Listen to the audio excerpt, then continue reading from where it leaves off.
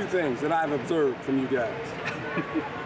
Either one, you've been punished by the people you work for having to come to football practice rather than to go watch those guys try to beat Washington. Or you really, really, really like football. And hopefully you really like football. But you need to get over there because we need to be pulling for those guys. All right, any questions? Well, you've had 1 week in the books now. What's kind of your overall observation? Well, I think, you know, after a year, the guys that have been part of the program, they're kind of setting the tone of how practice should be run. There's mistakes, there's always things, but I think we're more efficient than we were last year. That's for sure. There's a reason we're coming in here because we're more of a teaching mode for me. And I think when you're in a condensed area like this, I can get around better, watch coaches coach. The real emphasis has been on mental errors, clean up our mental errors, become technically and fundamentally sounder as a football player. That has kind of been our whole week mantra, you may say that, and I think the players are bought into it. What do you think for the quarterbacks after 1 week?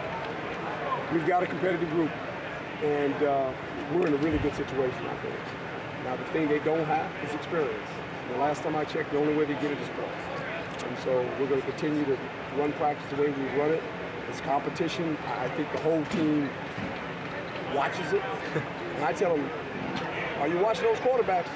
Make sure you take care of your job. Because somebody's competing for your job too. So that's the way this thing is working. Are you expecting to go another like 2-on, 2-off into next week? Yeah, we're going to keep doing it. Yeah, this will go until the spring, and then obviously when summer camp begins, and we'll get into some numbers. And I think by probably a week or two before opening day, we should probably have an idea of how it's going to unfold.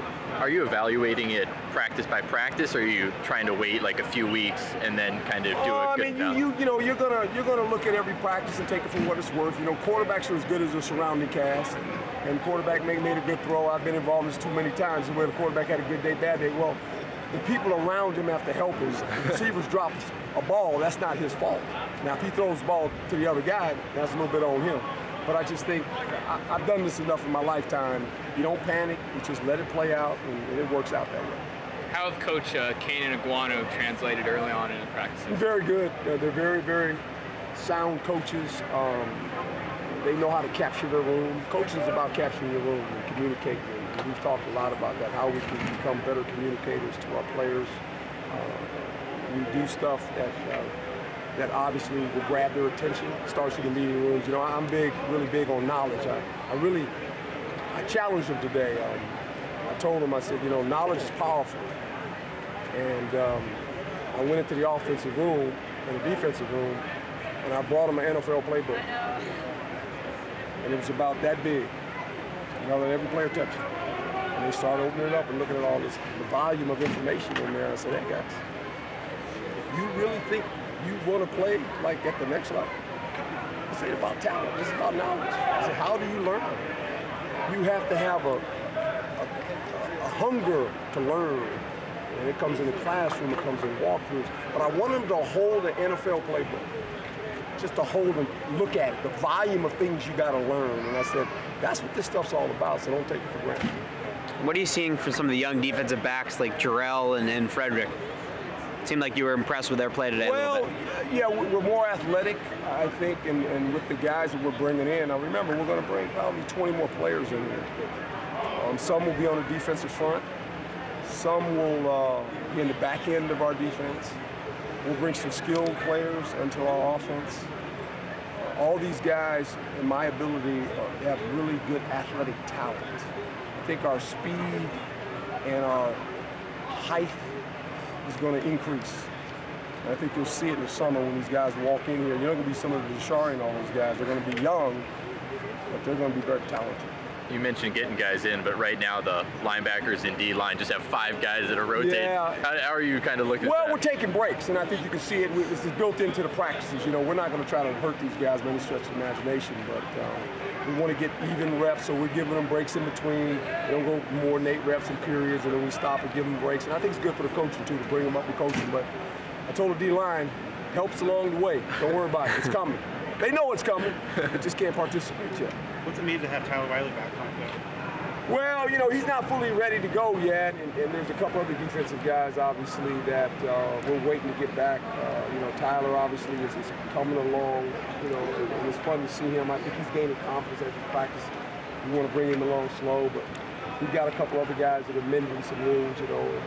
41 is mending wounds, and then there's a couple other guys. So when they come back, and with the influx of players that we're bringing in here, we're going to be faster, more athletic, and I think that's what we're trying to achieve as a football team. Last season when he was hurt and kind of working his way back, what things did you see from him as he tried to stay involved and still be a part of it? Well, I mean, his leadership qualities, and we're looking for leaders. We're always looking for leaders, and it's hard to lead. It really is, because you have to be consistent every day. You really do. It's not a part-time job. It's an all-time job, and sometimes you have to say things to certain players, and it might be your friends that you know, that might upset them, but you got to say the things that make the team better, and it's always going to be about teamwork. I know Humphrey's been on the sideline. Have you guys been running Paul Lucas kind of at a slot receiver just because there's limited depth there? Yeah, and you know, we got a couple guys coming in here that we're going to work here as well. That have signed with us. You know, Curley will be coming in here, and he's going to work in the slot some. So it'll be good to get some of these guys in. But we're moving guys around. That's what the spring is about, evaluating players. That's what we're trying to do. Your new punter, is this big straight hang time? Is that what he's going to... He can really bomb it. I mean, he can really not. It's not fair to him in here because he's trying to angle kick it and stuff. You'll see when it goes outside, it'll be like, what is that, right? But he's got to learn how to, he's got to learn how to place it too, because we're going to ask him to do that, especially, and hopefully we don't have to do this too many times. If we're on the -40, hopefully we can make first down. And trust it, then we don't have to punt. But he's going to have to learn how to place it too.